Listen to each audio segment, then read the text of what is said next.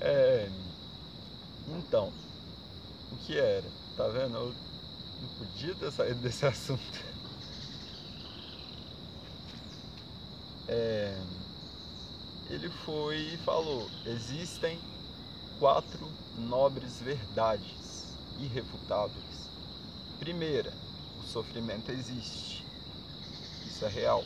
Quem sofre sabe. Segundo, se o sofrimento existe, ele tem uma causa. Nossa natureza é plena. Se ele existe, o sofrimento tem uma causa. Terceira nobre verdade: se tem uma causa, essa causa pode parar. A gente consegue. Quarta nobre verdade: através dos 8 caminhos iluminados, que são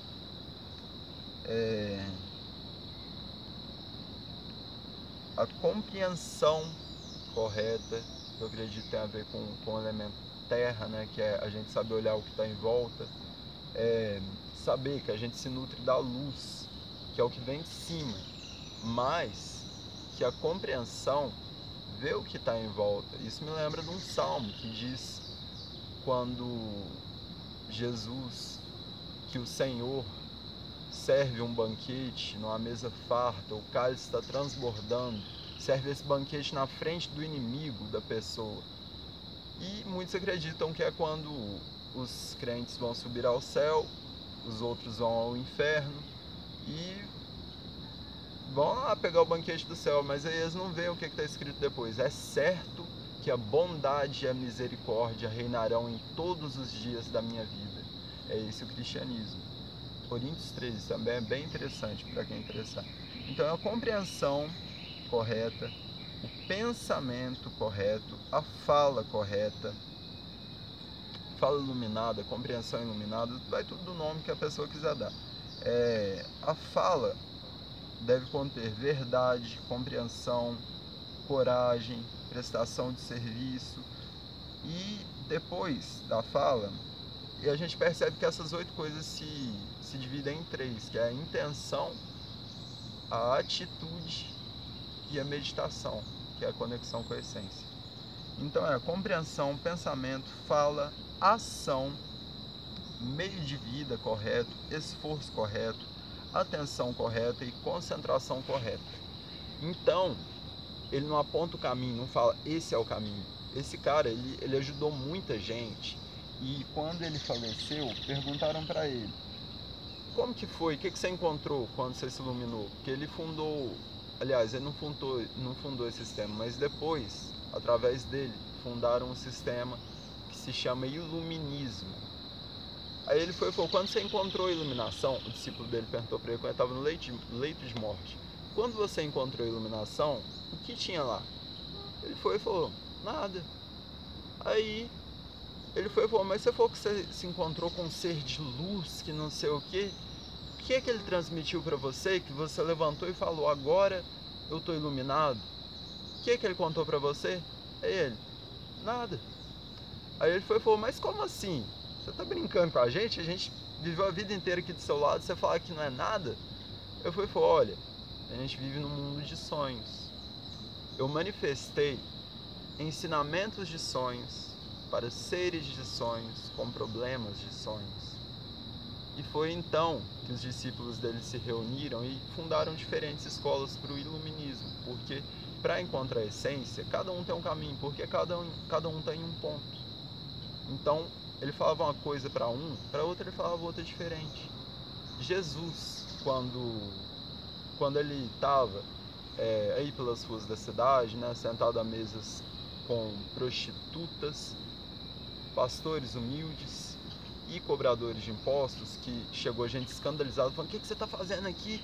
O que ele fez? Ele não fez...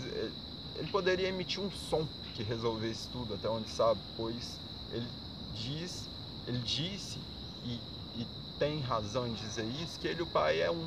Então, um som que ele fizesse resolver as coisas, mas o que ele fez? Ele pegou a vivência de cada pessoa, pegou a vivência das prostitutas, dos pastores e dos cobradores de impostos. Para cada um, ele colocou, ele espiritualizou aquela vivência. Ele não falou: porque o amor, tanana. Não, ele pegou a vivência e espiritualizou ela. Então a gente tem que ter essa abertura, senão a crença limita. E outra coisa também, para finalizar o vídeo, que eu gostaria de dizer, é a ironia socrática. O que é? Quando começou a surgir a filosofia, quando começou a ter registros da filosofia, ela era muito perseguida, porque quem pensava demais era tido como louco e perturbava as pessoas.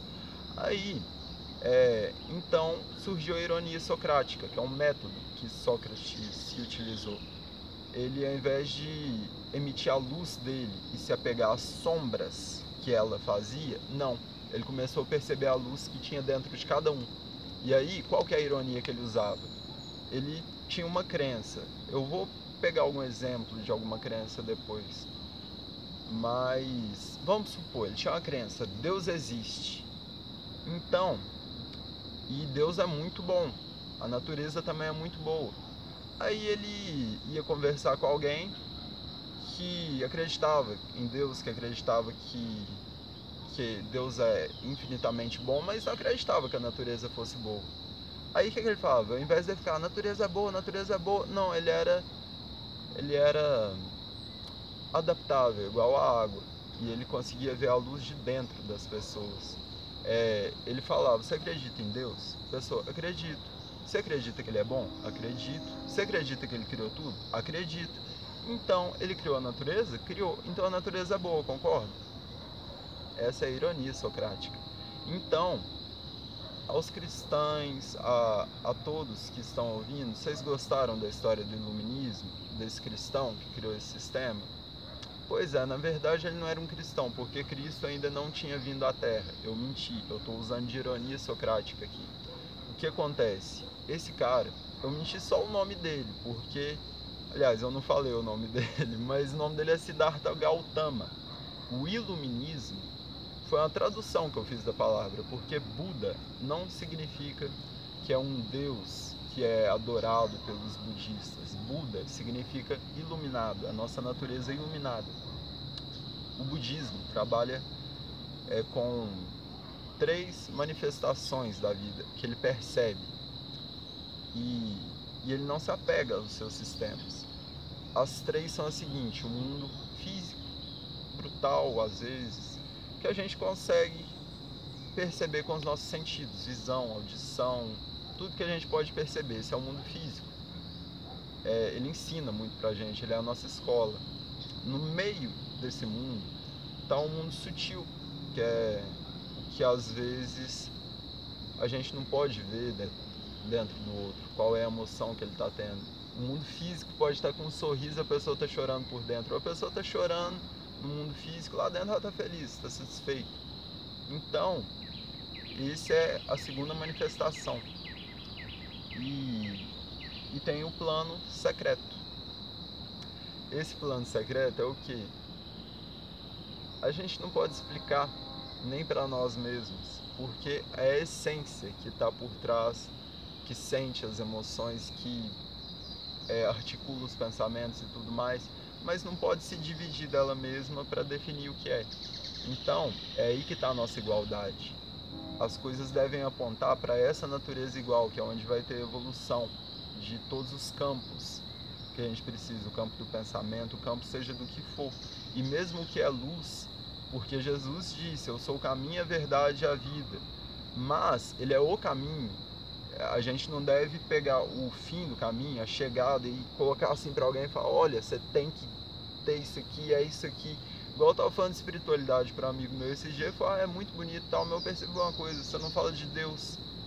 Eu achei que estava explícito, porque a gente vive num mundo de diferentes religiões, diferentes práticas, e a gente está num mundo só, a gente não está falando do universo. O cristianismo é recente, e eu não acredito que Deus tenha deixado seus filhos largados aqui na Terra antes do cristianismo.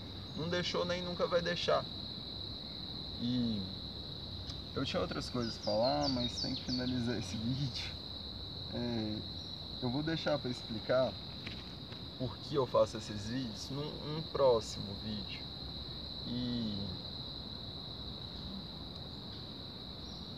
Então é isso. Um sistema que eu acredito muito também, que é dessistematizante, é o Ho'oponopono, que que toda energia, todo pensamento, todos aquele